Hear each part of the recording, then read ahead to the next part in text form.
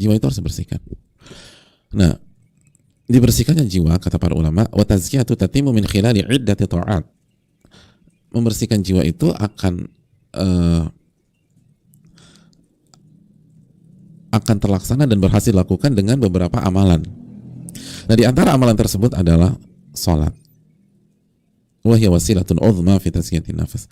Itu udah sarana yang paling besar, paling agung untuk membersihkan jiwa.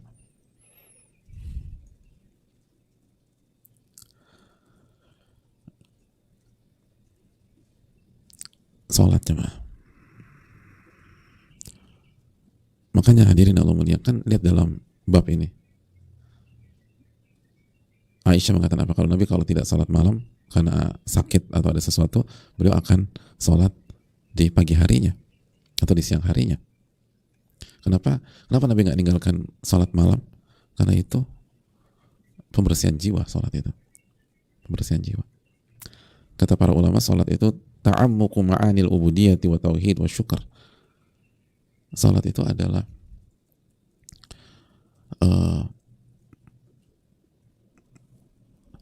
perenungan dan kedalaman arti dan makna dari ibadah, makna dari tauhid dan rasa syukur kepada Allah.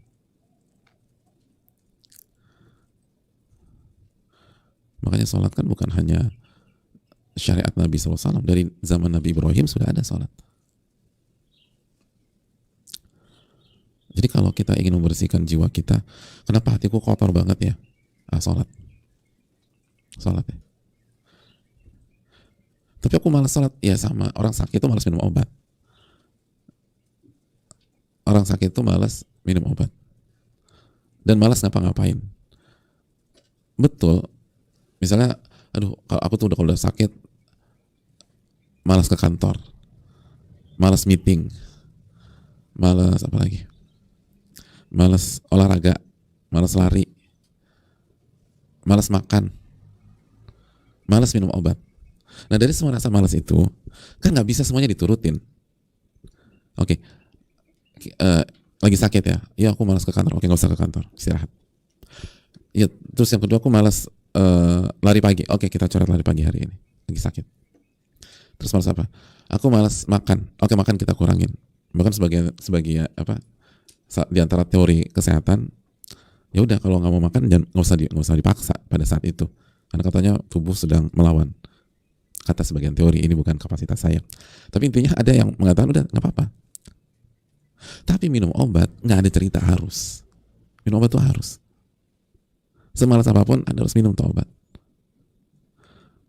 Semalas apapun Anda harus minum obat itu. Kalau ke kantor kita turutin deh, nggak apa-apa. Aku malas masuk kelas misalnya mahasiswa. Oke, nggak usah masuk kelas hari ini. Nggak usah masuk kelas. Aku ada meeting sama klien. Oke, kita reschedule. Nggak usah meeting klien hari ini. Tapi minum obat harus. Minum obat harus. Justru semakin malas, semakin sakit, semakin harus ditekankan minum obat. Nah, sholat juga begitu, jemaah. Makanya puasa nih, ketika sakit, boleh nggak puasa nggak? Boleh. Sakit boleh nggak puasa? Jelas Al-Baqarah 185. Fa'iddatun min ayyamin ukhar. Ganti di waktu yang lain. Tapi sholat, selama masih sadar harus sholat. Sholli qa'iman. Sholat dalam kondisi berdiri. Fa'in lam tastati' faqa'ida. Kalau Anda nggak bisa, bukannya dicoret. Sholat duduk. Fa'in lam tastati' fa'ala janbin, kata Nabi SAW. Kalau nggak bisa, sholat dalam kondisi bertumpu pada bagian tubuh sebelah kanan dan bagian tubuh depan menghadap kiblat. Kalau nggak bisa juga berbaring terus. Nggak bisa berdiri, duduk. Nggak bisa sujud, isyarat. Harus sholat. Harus sholat.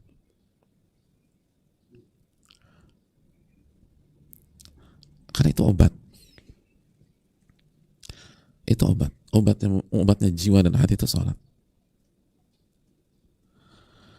Maka lihat ya, kalau pas kita agak-agak miss sholat itu, bukan nggak, jangankan nggak ngerjain ya. Ini sholat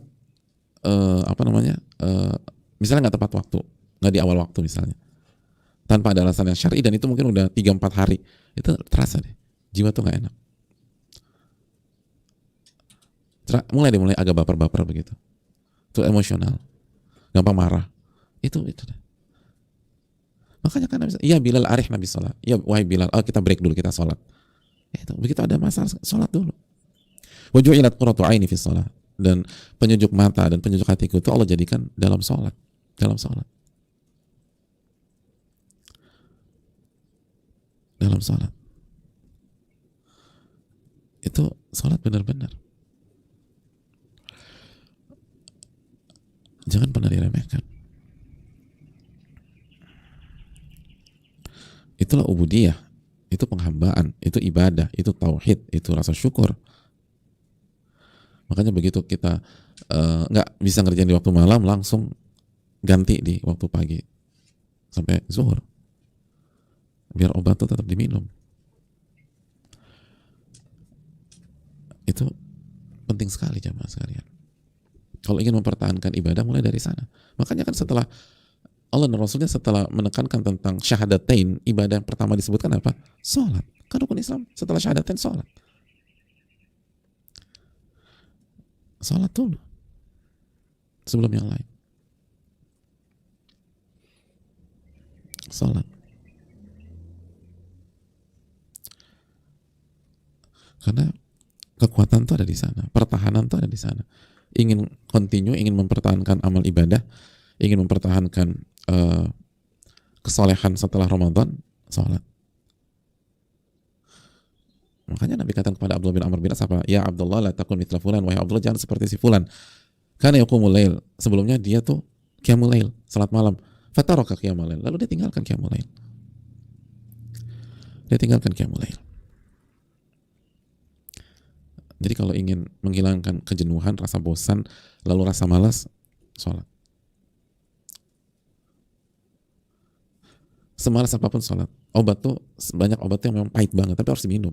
Nah setelah itu agak enakan dengan izin Allah Subhanahu Wa Taala. Lalu aku malas banget, pokoknya sholat, lawan. Walaupun pahit itu obat, sholat. Terus di bab ini juga yang ditekankan oleh Imam Nawawi dan para ulama yang lain apa?